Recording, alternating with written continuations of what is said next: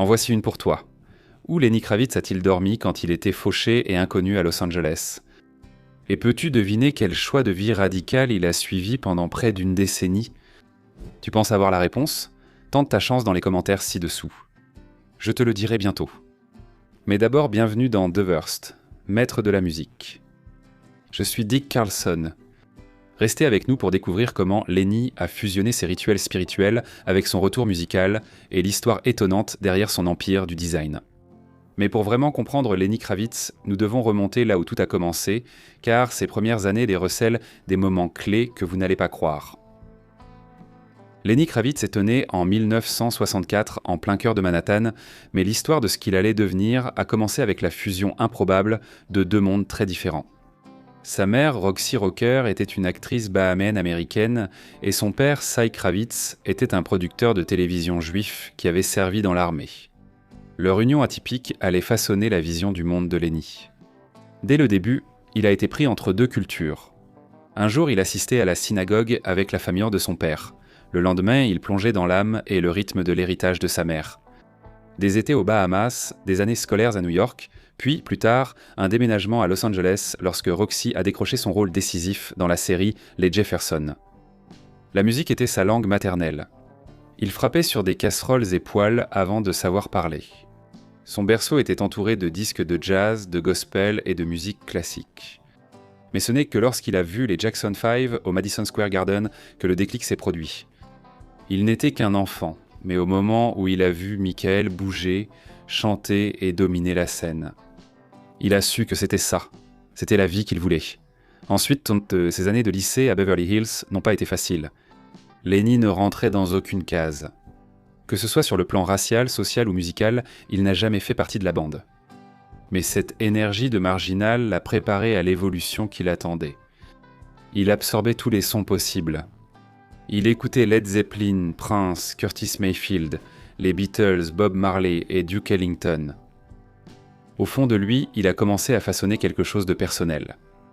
Pourtant, l'industrie ne comprenait pas. Diplômé, il a quitté la maison avec seulement de l'ambition et une vieille voiture. Pendant un certain temps, il aurait dormi dedans. Los Angeles était cher et les maisons de disques peu intéressées. Il jouait dans de petits clubs, acceptait divers petits coups de boulot et se débrouillait comme il pouvait, mais refusait de compromettre son style musical. Chaque directeur artistique voulait qu'il choisisse une voie, qu'il soit plus rock, plus pop ou plus quelque chose. Mais Lenny savait ce qu'il voulait et surtout ce qu'il ne voulait pas. Alors il est resté fidèle à sa voix. On le disait bizarre et que le style rétro ne se vendrait pas. Pour eux, le rock était blanc, la soul noire, sans possibilité de mélange. Mais Lenny ne cherchait pas à suivre les tendances, il était à la recherche d'une sensation. Finalement, New York l'a rappelé. Le côté brut, l'histoire, la scène musicale, tout cela le faisait se sentir plus proche de chez lui. Et c'est là que tout a changé. Un soir, il a croisé Lisa Bonet. Le courant est tout de suite passé entre eux. Lisa croyait au potentiel de Lenny quand personne d'autre n'y croyait. Elle l'a poussé à s'investir davantage dans sa vision, à rester original et à s'exprimer plus fort. Elle a même aidé à financer ses premières démos. Pourtant, l'industrie lui a claqué porte après porte au nez. Mais Lenny a redoublé d'efforts. Il a écrit, produit et joué de presque tous les instruments sur ce qui allait devenir son premier album. Il y a mis toute son âme, refusant de sonner comme qui que ce soit d'autre. Au milieu du chaos, Lenny Kravitz et Lisa Bonet se sont mariés discrètement en 1987. Un an plus tard, en 1988, ils ont accueilli leur fille, Zoé Kravitz, qui est un mélange de feu, d'âme et d'art, tout comme ses parents. En 1989, à l'âge de 25 ans, Lenny a sorti son premier album, Let Love Rule. Il l'a écrit, produit et a joué de presque tous les instruments. Les critiques étaient départagées, mais le public a répondu présent. L'album est devenu disque d'or aux États-Unis, s'est vendu à plus de 500 000 exemplaires et a lancé sa carrière musicale. En 1990, l'élan s'est accentué. Il a commencé à tourner à l'échelle mondiale et a gagné le respect de l'underground pour son esthétique mêlant soul, rétro et rock. Puis, en 1991, il a sorti Mama Sayed. L'album a marqué une percée, devenant disque de platine aux États-Unis avec plus d'1 million d'exemplaires vendus. Le single à succès It Ain't Over Till It's Over et atteint la 2e place du Billboard Hot 100, devenant l'un de ses plus grands succès commerciaux. La même année, il a coécrit Justify My Love de Madonna, un single audacieux et sensuel qui s'est vendu à plus d'1 million d'exemplaires rien qu'aux États-Unis et a suscité la controverse avec son clip provocateur. Alors que sa carrière décollait, sa vie personnelle se fissurait.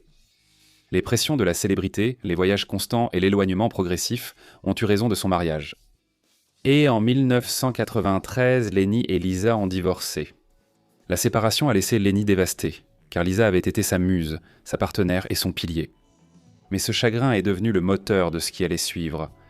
Dès lors, il allait s'élever encore plus. Son album Are You Gonna Go My Way et Lenny Kravitz ont décollé en flèche. Le morceau titre fusait avec guitare hurlante, cheveux au vent, batterie martelée comme un sermon. C'est devenu l'un des hymnes emblématiques des années 90 et cela a officiellement fait de Lenny une star mondiale du rock. En 1995, Lenny a sorti Circus, un album audacieux imprégné de commentaires sur la célébrité, la religion et les rouages de l'industrie.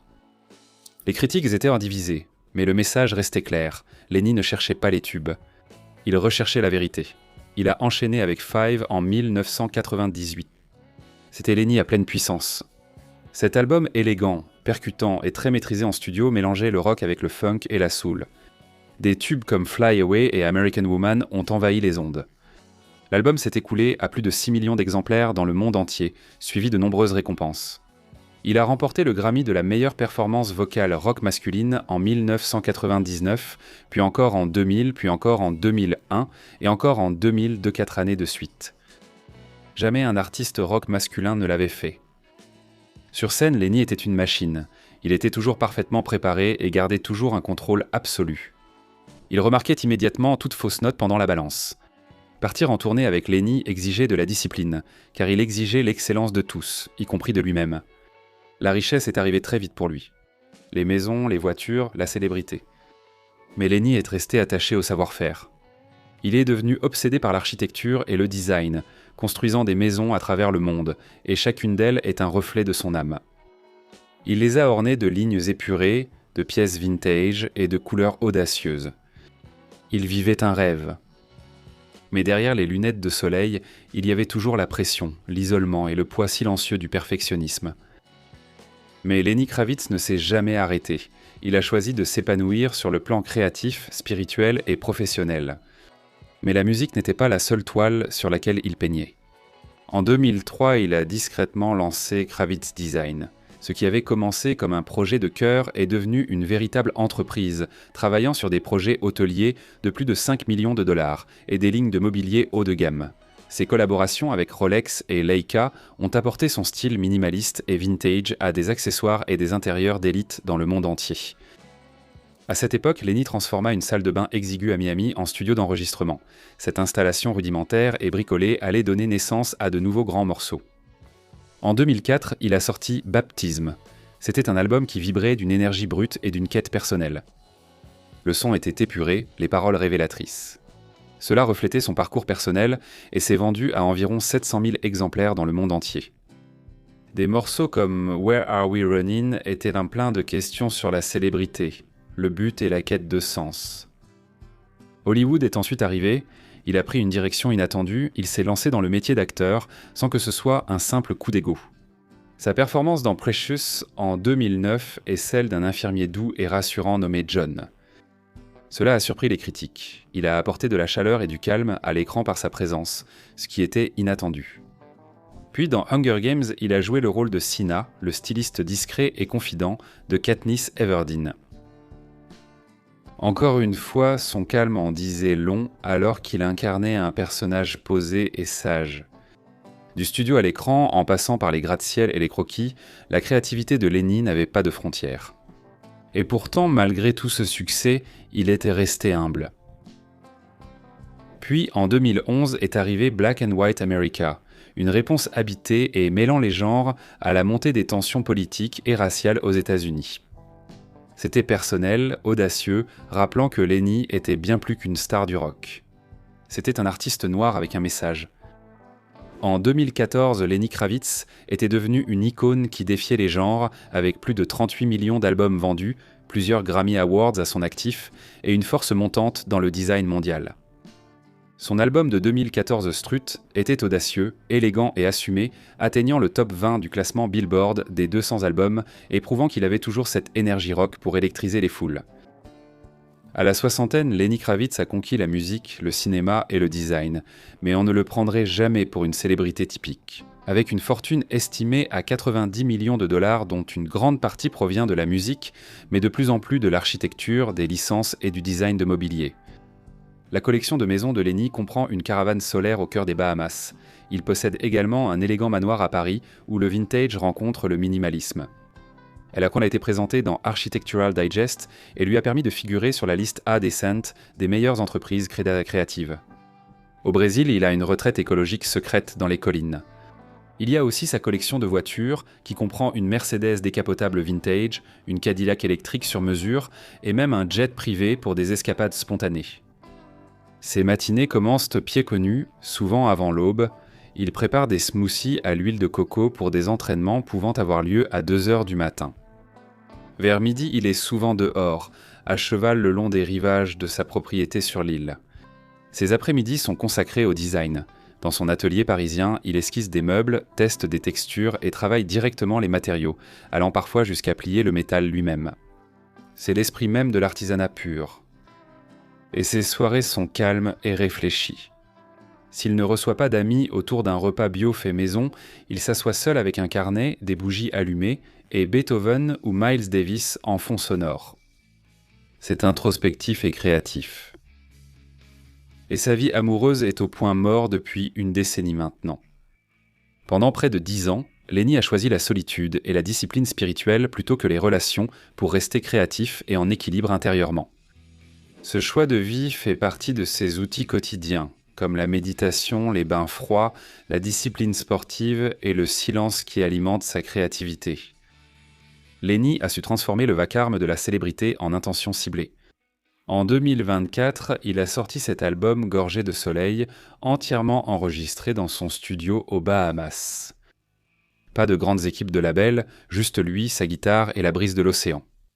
Des morceaux comme TK 421 ont grimpé dans les classements, nous rappelant que Lenny, même dans la soixantaine, sait toujours comment nous émouvoir.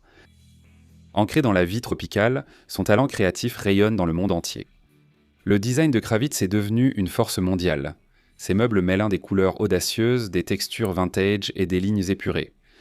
Chaque chaise, table et lampe reflète son âme. Toujours en tournée, il illumine les scènes de Vegas et d'Europe. Il écrit et joue avec de jeunes artistes dans son studio. Il développe sa marque et élargit sa ligne de meubles durables, tout en aidant de jeunes créateurs sous son label Roxy Records. Aujourd'hui, Lenny Kravitz vit comme un homme qui a construit son rêve puis l'a reconstruit à sa manière. Entre les matins ensoleillés aux Bahamas et les nuits de design à Paris, il mène une vie que peu peuvent imaginer, mais qui lui appartient pleinement. Il est toujours là, d'une manière ou d'une autre, et il semble ne pas avoir pris une ride. Il prouve que suivre son propre rythme, malgré les difficultés, peut aboutir à quelque chose de durable. Alors, quel côté inattendu de Lenny t'a le plus surpris ? Dis-le dans les commentaires. J'aimerais savoir ce qui t'a pris au dépourvu, et ne rate pas la suite. Je vais bientôt te présenter d'autres légendes de la musique.